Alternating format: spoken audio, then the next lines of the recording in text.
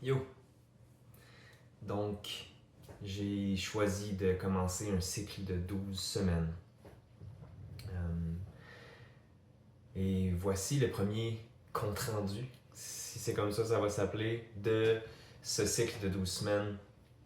Pour moi, c'est vraiment comme un pacte que j'ai décidé de faire avec moi-même parce que ça fait vraiment plusieurs mois que je considère puis que j'observe vraiment ce que je fais, ce que je veux, ce que je laisse les gens voir, ce qui se fait vraiment, puis ce qui veut se faire faire, mais qui se fait pas. Puis à quoi ça ressemble tout ça dans une vision globale, mon rêve, ma mission, ma vie personnelle, tout ça ensemble. J'ai vraiment remis beaucoup en perspective, puis j'avais l'espace pour le faire, étant donné que je vis dans un espace très très sain. Que ce soit par rapport à ma relation ou avec moi-même. Je trouve que l'espace dans lequel ma vie générale est en ce moment est beaucoup plus sain que ce que j'ai eu n'importe quand avant. Alors, premièrement, merci d'être un de ces nombreux témoins de ce que je fais en ce moment parce que c'est comme un tremplin pour moi. Puis je vais expliquer pourquoi justement d'être là maintenant. C'est que ça fait un long moment qu'en dedans de moi, j'ai ce feeling-là qu'il y a quelque chose que je dois faire.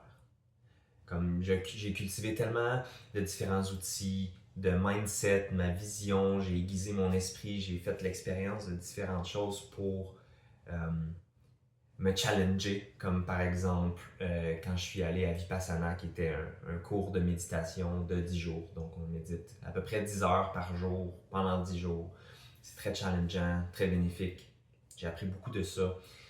C'est ma merveilleuse compagne qui me l'avait proposé. Donc ça, c'est un des exemples des choses que j'ai faites pour vraiment continuer d'apprendre avec l'expérience. Et en dedans de moi, je ressentais comme s'il y avait mon inconscient qui me disait « Tu sais ce que tu as à faire, mais ça te fait peur. » Fait que c'est comme si tu réussissais à le remettre tout le temps de côté. Avec des raisons, même avec des fois des raisons qui sont saines, mais qui sont pas alignées dans cette situation-là pour être comme une excuse. Par exemple, j'ai besoin de repos, il faut être patient, ces choses-là. Donc, oui, je dois être patient. Je suis quelqu'un qui est généralement quand même impatient. J'aime ça que les choses se fassent vite, que ça se fasse bien. J'aime voir des résultats. Puis parfois, les résultats, ça prend du temps avant qu'ils arrivent. Mais c'est pas une raison pour dire, OK, je sais ce que j'ai à faire, mais parce que je dois être patient, je vais attendre.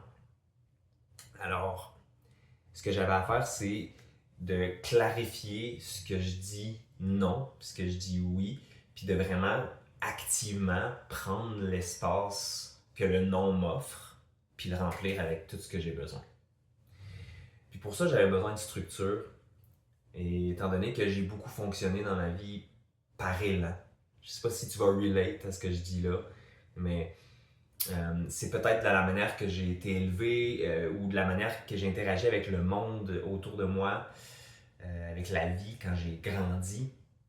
Mais j'ai beaucoup fonctionné avec des élans. J'avais un élan, une grosse poussée d'énergie, j'avançais à la course, j'allais super vite, je progressais super vite, puis à un moment donné, whoop, je pogne un down, puis là j'arrête, puis là je prends une longue pause, puis après ça je recommence.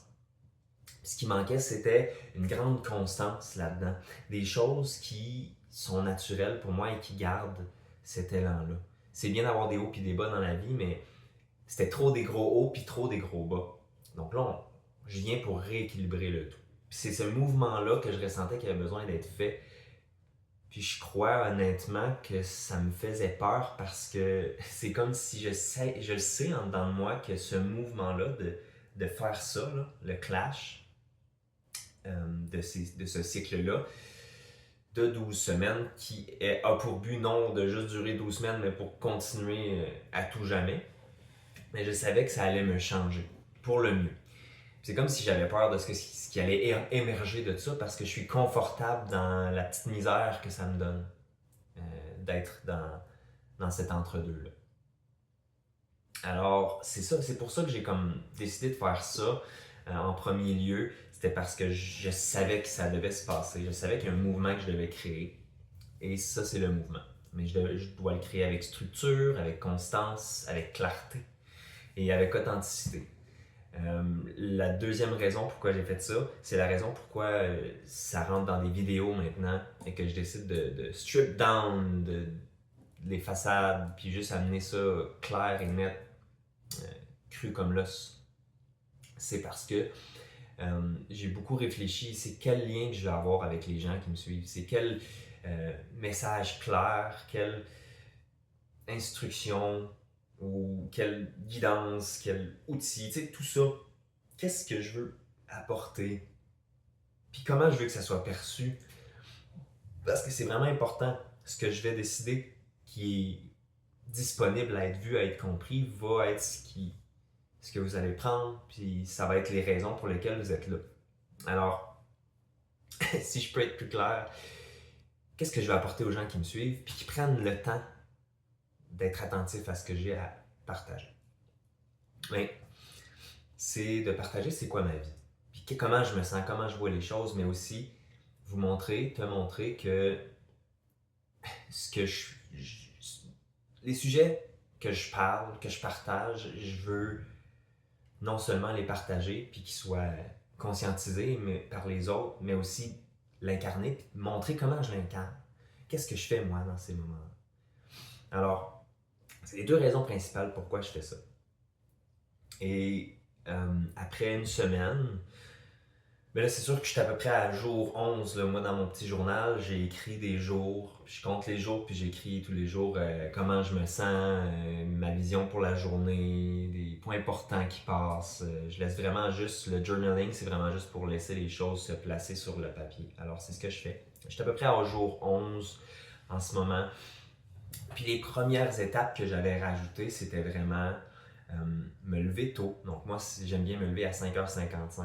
Cet été, je risque d'avoir besoin de devancer ça plus tôt encore. Mais pour l'instant, c'est 5h55. Je me lève. Première chose que je fais, c'est que je prends une douche. Je me brosse les dents. Tongue scraper. Je dis bonjour au petit chat parce qu'il y a un de nos deux chats qui vient toujours me voir dans la salle de bain. Et méditation non négociable, 20 minutes au moins. Et ensuite, journaling dans mon journal. Il n'y a rien qui passe avant ça. Avant, j'avais l'habitude de faire toutes sortes de choses en même temps. Mon esprit se dispersait directement en commençant la journée. Et pour ce qui est de ces étapes-là, dans ma vie en ce moment, ça a vraiment fait des bonnes différences. Malgré le fait que c'est juste 11 jours, juste d'avoir ces moments-là le matin, j'ai de plus en plus envie de les avoir. Le temps passe plus vite maintenant lorsque je m'assois. Puis je réalise comment il y a beaucoup de choses à faire. Juste de prendre un 10 minutes de ces 20 minutes-là pour me relaxer, me concentrer sur ce que je ressens dans mon corps, à ma respiration. Je peux même pointer mes centres d'énergie un après l'autre puis les ressentir. Je peux décider de m'ancrer. Je peux comme refléter sur moi-même, sur ce que j'ai vécu dernièrement. Puis ça fait un gros travail majeur sur comment ma journée va se dérouler ensuite. Je me sens plus clair d'esprit. Puis ça, c'est juste 20 minutes par matin depuis à peine 2 semaines. Ça fait vraiment une belle grosse différence. Le journaling, ça fait des années que je le faisais. Puis maintenant, j'ai recommencé à le faire plus au jour le jour parce que je me suis fait donner un beau journal et je suis content pour ça. Alors, je réalise de plus en plus, grâce à ces moments-là matinales, que c'est facile pour moi de me voir lorsque, par exemple, je parle à mon amoureuse, puis que je l'écoute moins que ce que je devrais l'écouter, que je suis ailleurs. Je m'en rends de plus en plus compte, puis je suis capable de faire pourquoi à ce moment-là, j'écoutais pas. Parce qu'il y a tellement toutes sortes de petites raisons à l'intérieur de moi qui m'amènent ailleurs, mais surtout dans ma tête, parce que j'essaie de voir en avant. Ça m'aide pas vraiment, parce que je suis pas ici maintenant.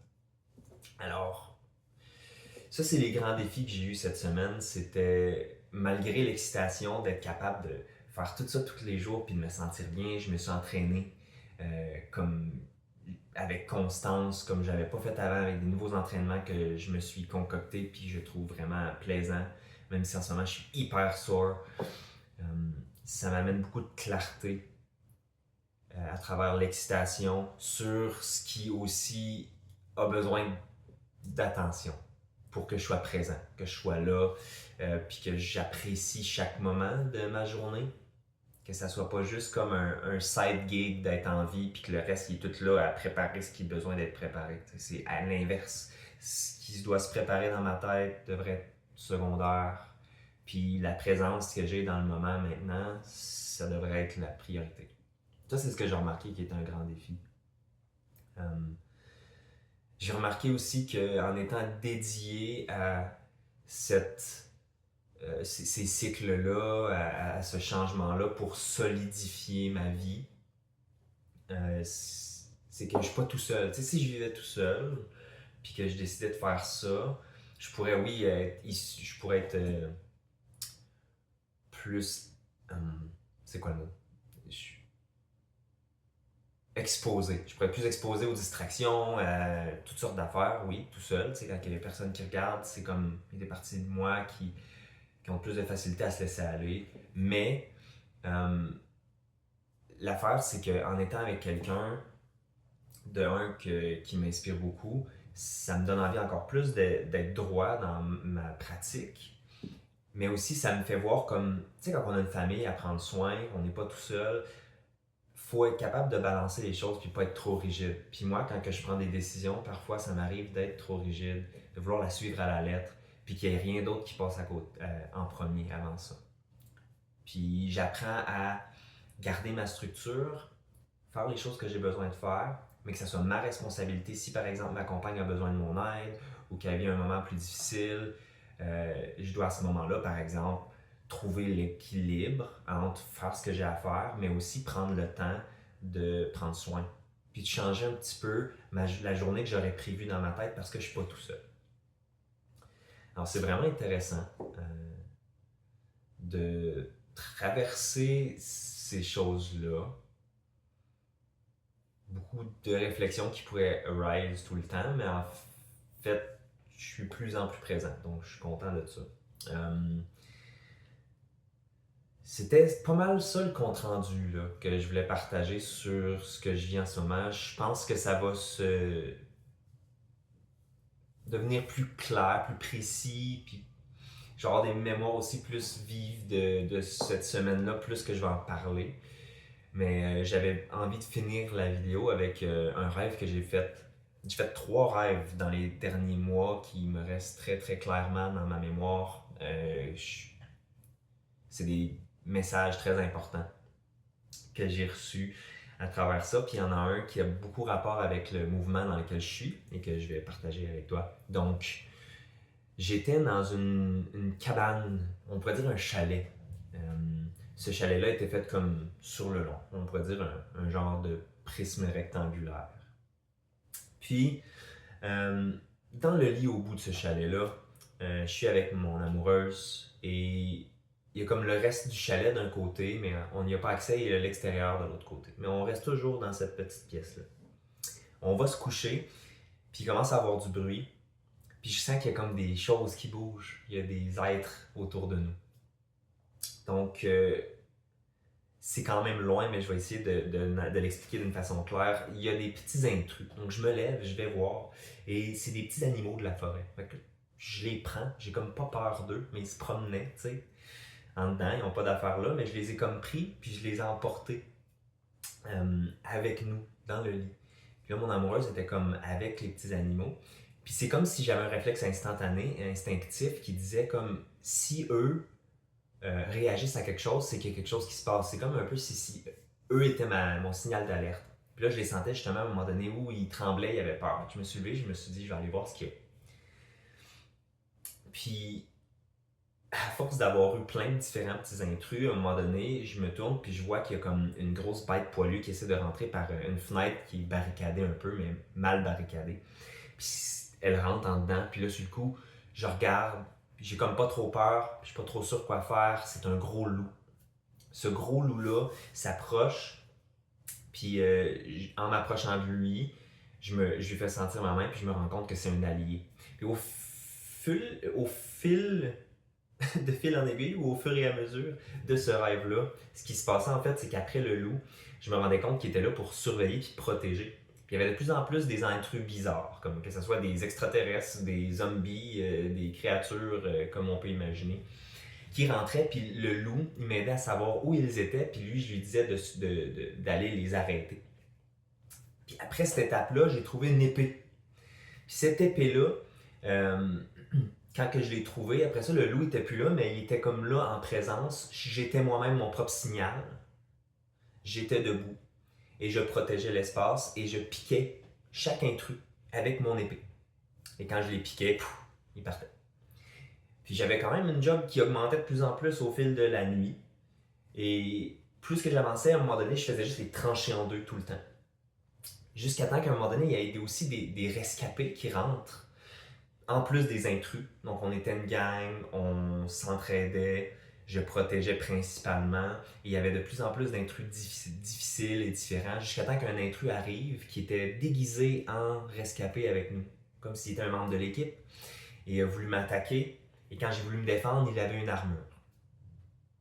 Donc si on garde ce que j'ai raconté là en tête, le symbolisme que j'ai tiré de là était que cet espace-là que je protégeais, mon espace intérieur. Peu importe où je décide d'aller ou ce que je décide de faire, mon espace intérieur existe et peut être pénétré par des forces extérieures, que ce soit des forces positives ou des forces négatives. C'est moi qui décide ce que je laisse rentrer ou non. Mais si je n'ai pas pratiqué la protection de cet espace-là, je vais avoir besoin d'alliés ou je vais avoir besoin de travailler fort pour prendre conscience de ce que je laisse rentrer ou non. Et dans ma nouvelle pratique, que est nouvellement mise en action, ça fait quand même longtemps que je travaille là-dessus, c'est de prendre conscience quand je laisse rentrer une énergie, une pensée intrusive, n'importe quoi qui va me faire avancer vers un geste, vers une parole qui va être désalignée, en fait. N'importe quoi qu'on laisse rentrer dans notre espace, on doit le protéger. C'est le message principal de ce rêve-là. Et comme le dernier ennemi, le dernier intrus qui était de un déguisé, mais aussi qui portait une armure, c'est qu'il y a des choses, des fois, des énergies extérieures qui vont être plus difficiles à discerner lorsqu'elles viennent dans notre espace, puis encore plus difficiles à faire partir. Parce que juste dire non, des fois, c'est pas suffisant. Ça va prendre plus de stratégie et de consistance, de constance que ça.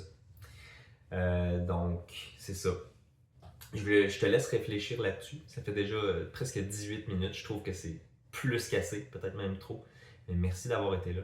Puis n'hésite pas à écrire quoi que ce soit que tu as conscientisé, que tu as envie de partager dans les commentaires. Je suis vraiment là pour partager avec toi, pour qu'on puisse ensemble se lancer les idées qu'on a besoin, puis que mon message passe, puis que les gens puissent relate, puis savoir qu'ils sont pas tout seuls, puis que ce que je vais un jour venir t'offrir, je le fais. Puis t'en es témoin. Alors, à bientôt et bon dimanche.